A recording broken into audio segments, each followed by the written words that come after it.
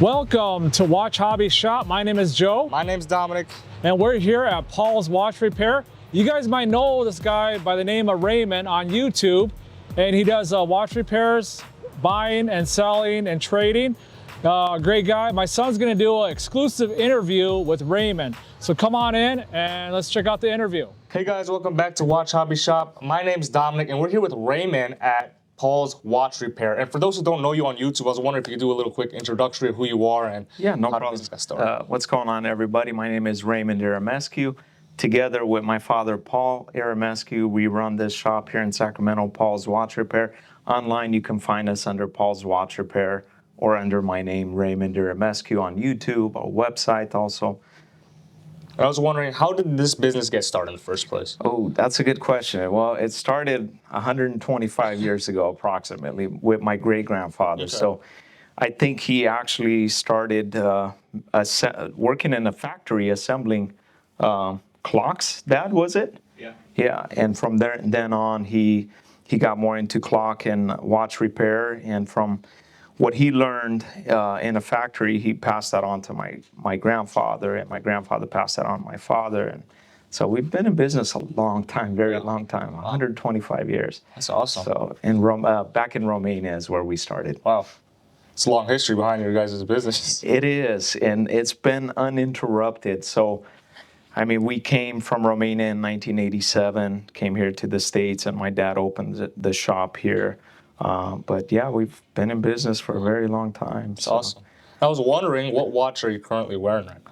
I'm wearing a vintage Omega automatic with date. It's like about 34 millimeters, so it's not very big. I just bought this at the last show that I was at in Pennsylvania.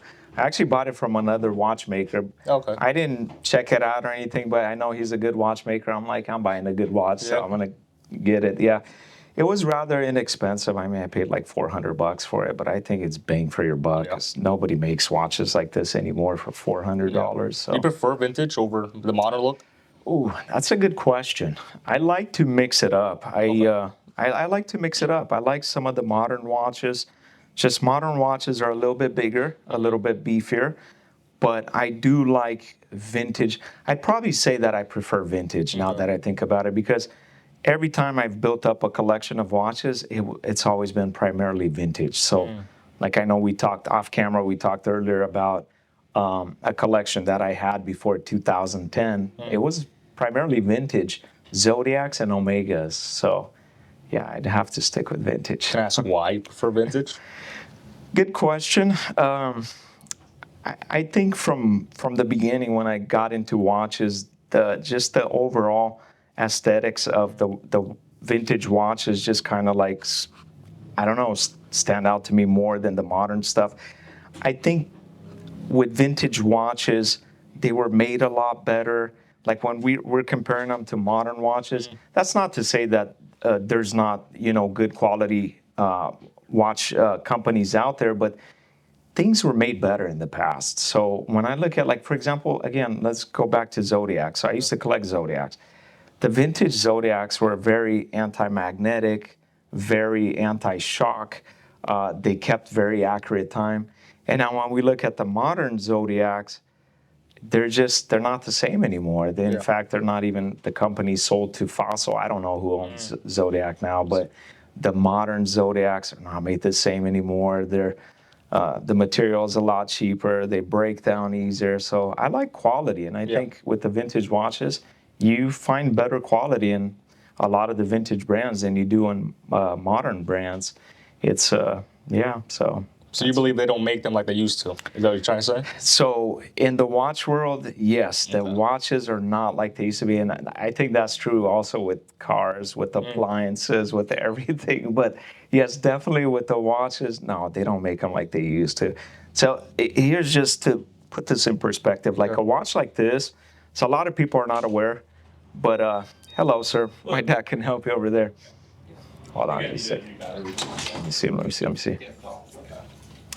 So a watch like this, so a lot of people don't really talk about this, but every watch has like a service life. Okay. What that basically means is that for example, an Omega will last about 140 years. So it has a service life of about 140 years. You probably never heard that before because nobody talks about that.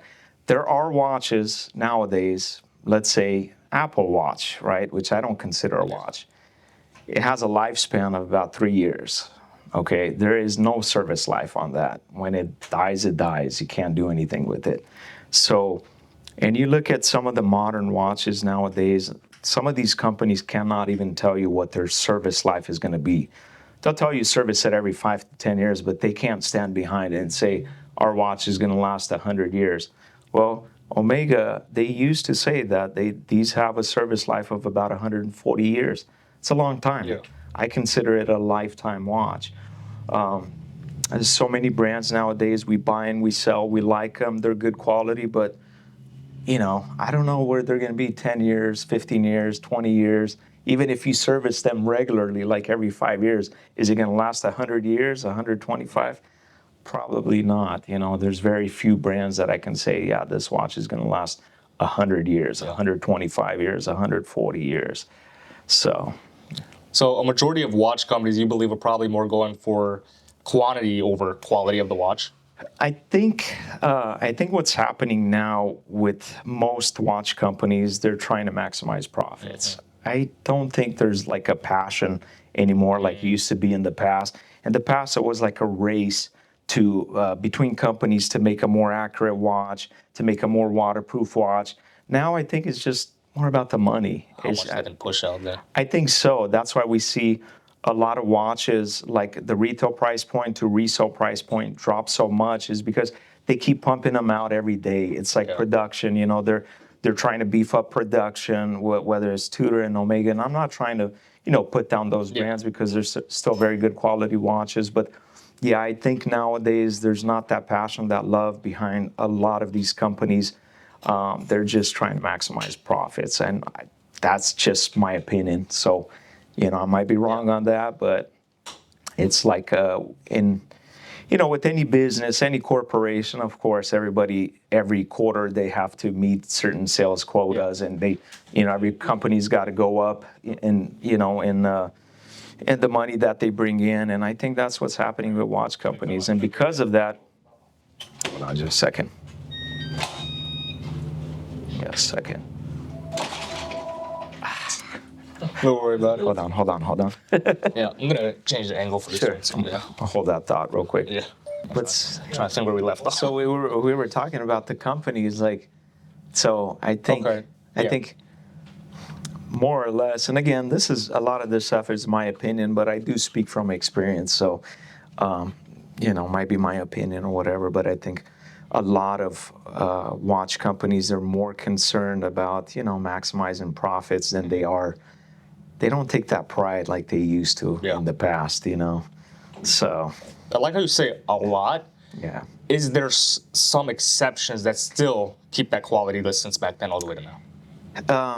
Yeah, definitely. I mean, you look at and I don't want to, I know this seems like a simple answer when I mentioned Rolex, but Rolex has been a brand that I think their motto has kind of been like, if it's not broke, don't fix it. If it ain't broke, don't fix it, right?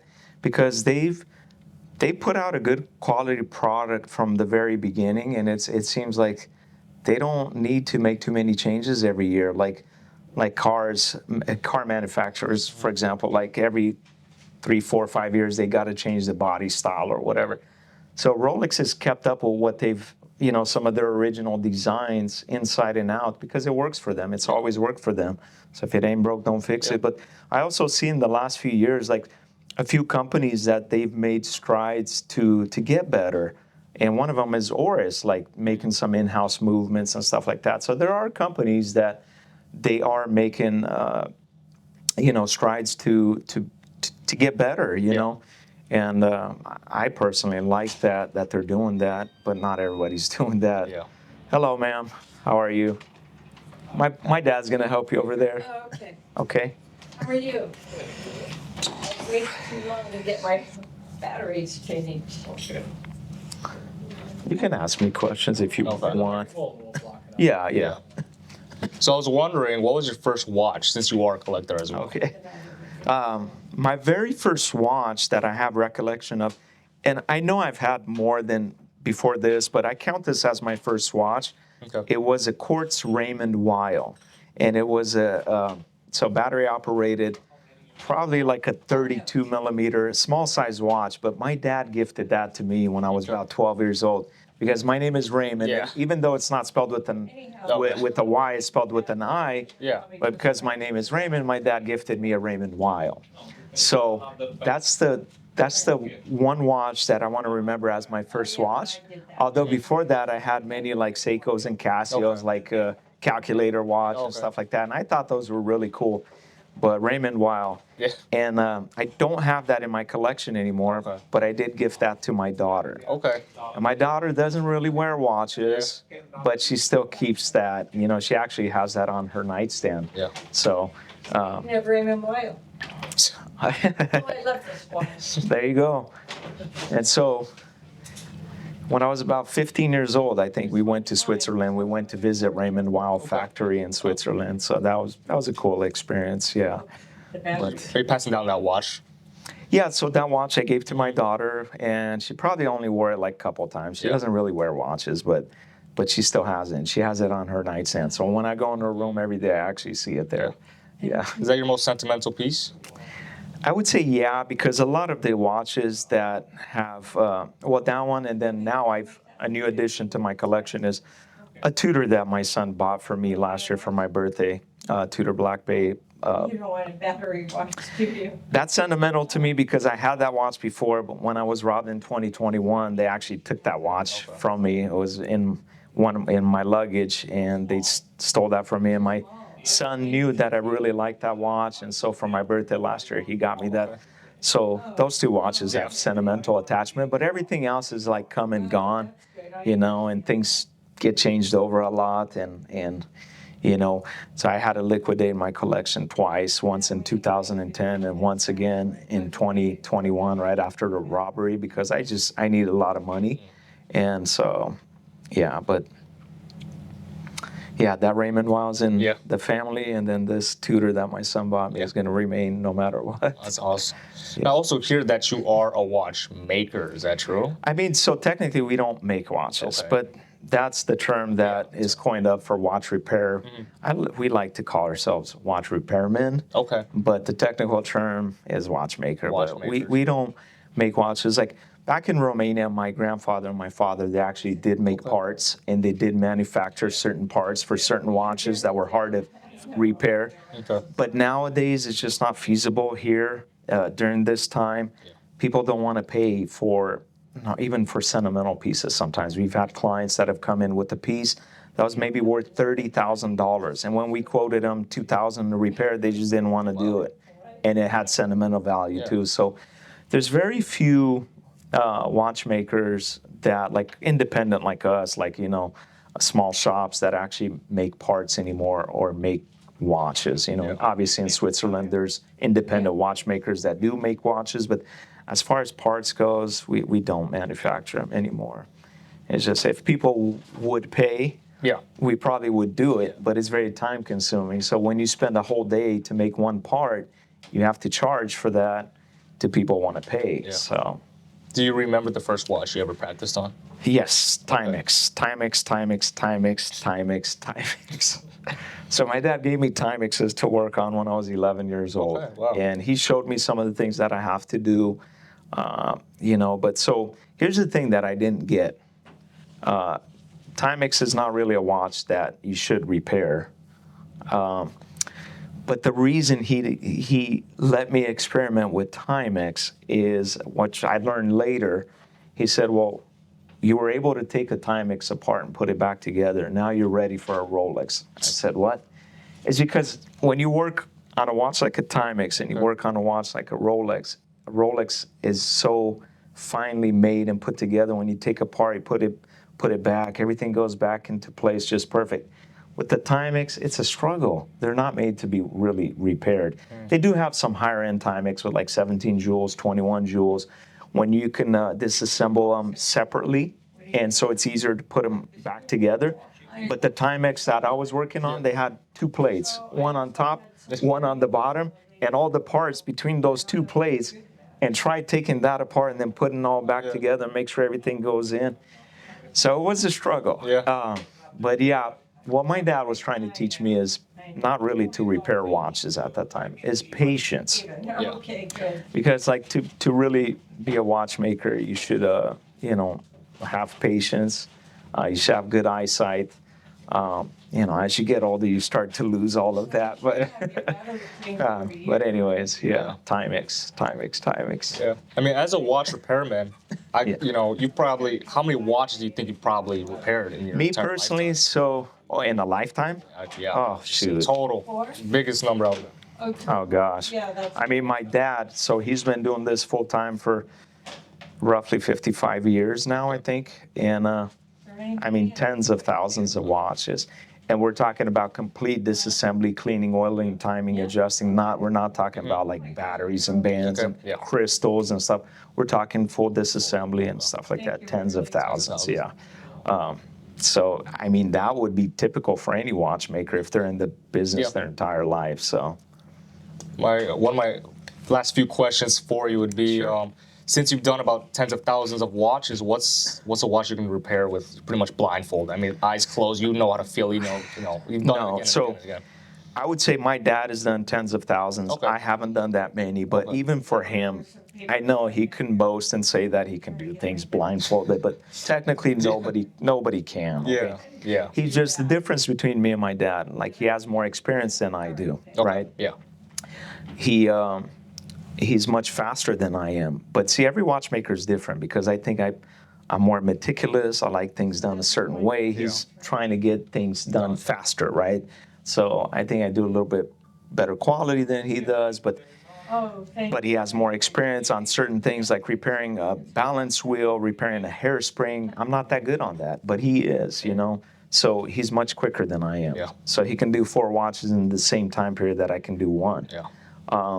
And sure, can I work faster? Yes, but the way that I am, my personality, and also like I am kind of OCD, not like how I used to be when I was younger, but still I like things as perfect Yeah. as perfect as I can get them in my eyes, you know, as perfect as it can be. But yeah, he's fast. I'm not that fast, and he's better on like the actual internals of a watch, like taking it apart, you know, servicing a watch. I'm probably more better on the exterior. So there's like 2 different things. Yeah. Like some, hold on, because this is really noisy. Thank you, ma'am. Have a good day. So some watchmakers are very good on the internal aspect of the watch, taking the movement apart, cleaning, and they don't do that good of a job on the exterior. So really being a watch repairman and a polisher is kind of like 2 different Yeah. things. Although all watchmakers should know how to do both, it's like 2 kind of independent skills. And I really like doing the polishing part. And when you're working on a watch, you really need time. You need peace, you know, and like nowadays we're like, I'm so busy, and like, so my dad has more time for that, and I take on more of the polishing jobs. So You say you prefer to wear more specifically vintage compared to more of that modern look just based off aesthetics and things like that. Yeah. I'd have to say, from a watchmaker repairman's perspective, what do you prefer from that sense? you want to ask me that again? Okay. Because that buzzing thing it's really loud in the Okay. videos. All right. So Dad, give us like 2 more minutes. You say you prefer to wear more so vintage compared to the modern look. So Correct, that's based off a collector's perspective. I want to Yeah. know your perspective based off repairing those kind of watches. That's a good question, but I probably, I don't know. For me, I'd have to say like, still the easiest watch to work on is probably a Rolex. Really? It's just they're manufactured so well. They don't have too many parts. There are some watches and some manufacturers that probably overcomplicate the movements and put additional jewels, additional parts that are not needed. So from a watchmaker's point of view, probably Rolex is like, if I was to just collect based on which is easier to work on, it'd probably be Rolex. But then again, you have to take into account, I mean, for us, it's easy to work on anything, right? We can work on anything. But if I'm trying to give you advice and telling you, hey, because I know a lot of people ask me this, they ask me, okay, well, should I get into vintage watches? Should I collect vintage watches? Because they're afraid of what if I cannot fix it? What if it breaks? What if parts are not easy to find? See, again, this is one of the reasons why I actually probably got into Zodiacs and Omegas. There's still, you can still find parts for them. You can still even, we can find parts for vintage, and we have parts for vintage Omegas from the 1950s and 60s. A lot easier to get parts for than Omegas from the 2010s and 2020s now, right? So yeah, from a watchmaker's point of view, I'd probably say that still I would lean towards like Rolex, Omega, vintage Zodiacs. We can still get parts for them. Do you say vintage is easier to repair than modern watch? I would say it's funny that we say this, but it's not that vintage is easier to repair, but we can still find parts for vintage watches easier than for modern watches. And it seems kind of like strange, but that's because about 15 years ago, I think it was about 15 years ago, Rolex kind of stopped selling parts to anybody. And then a whole bunch of other companies followed suit. Tag Heuer, Omega, Breitling. They're like, oh, we're not going to sell parts to watchmakers because they want people to send their watches into them, which makes sense for them, right? Because they want people to send their watches to them so they can fix, they can get all the money for the service. So parts for anything like before, 15, 20 years, in the last 15, 20 years, parts are hard to get. But anything before that, you can still find parts out there. Like we have parts for watches that are 100 years old, 80 years old, like pocket watches. How come we can still work on pocket watches? It's kind of good to kind of die down a little bit for now, and then it'll probably pick up once we leave again. No, it's good. I mean, I'm happy because we wouldn't have been able to do this if we were busy. Yeah. And yeah, like before you guys came, it was pretty crazy today. So. And there's some people, they have a budget. And they don't know what to get. Yeah. And they end up getting those fashion watches. That's the worst thing to, Chinese quartz. That's the worst thing to get. Just, Yeah. not everybody's educated. They get wrapped up in those Dad? designer fashion. Yeah. Dad? Dad? Hello. How you doing? He's gonna be right with you, okay? Give him just 1 second. Yeah. I can for you. All right. All right, Raymond. So this is my last and final question. I want you to really think hard about this one. All right. So if you had $500 to spend on a good affordable watch for durability, water resistance, overall looks, what's your final pick? All right. So probably it's gonna be kind of like a two-part thing. Okay. If you want to go modern, there's a lot of choices. I like Seiko. Okay.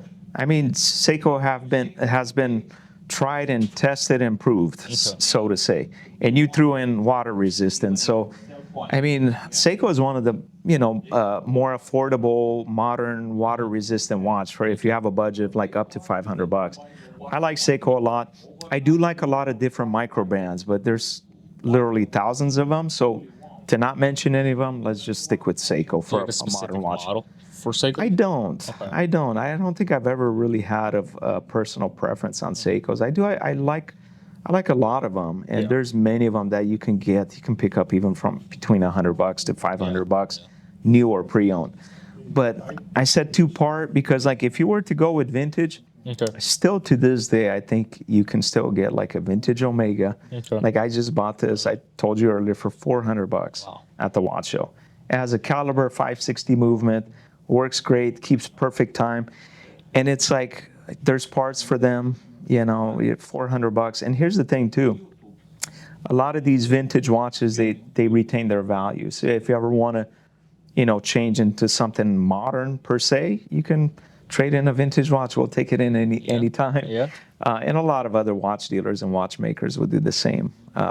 So I don't know. You have any other follow-up questions? I think that's it, but I think vintage might be the way to go here. I mean, you can get an Omega for... I mean, I like it, and here's another thing. Here's why I say this, because like modern watches, I just had a person buy a vintage Tudor sub from me the other day, and he was debating between a modern Tudor and that vintage Tudor sub. And I said, listen, they're not making this Tudor sub anymore. It's done. Production's done, period. But this current modern Tudor is still in production. I can replace it anytime. Don't worry if it sells. I'll get you another one, right? Yeah. So a lot of this vintage stuff is kind of like disappearing, and it's like, man, you know, it's nice to add one to your collection if you can, you know. And but I don't know. I like both again. So, but I don't know. I mean, I think this is a really good interview. I think. Yeah. I mean, Oh, you had thank amazing you, yeah. answers. They're really in depth, and you thought really well about them. So. Well, I like talking watches. I'm just like, I'll be honest with you. Like it's like 4:10. It's late in the day, so I didn't eat lunch. Yeah. I had a coffee for breakfast. Yeah. I'm kind of tired. And we're kind of on similar routes. Yeah. You know, I know you guys drove for I mean, like we had 8 some hours plus. Energy so- drinks, and then Oh, came over. yeah, but no, it's awesome. I love talking watches. So yeah, I hope your viewers can get something out of this. And again, I'd like to add that a lot of this stuff is just from my personal experience and my opinions. Everybody's entitled to their own opinion and their own likes and dislikes or whatever, you know. But awesome, thank you. It's a pleasure to do the interview with you, man. Pleasure is all mine. Yeah. That was good. Good. Yeah. Good. Appreciate that. Awesome, no problem.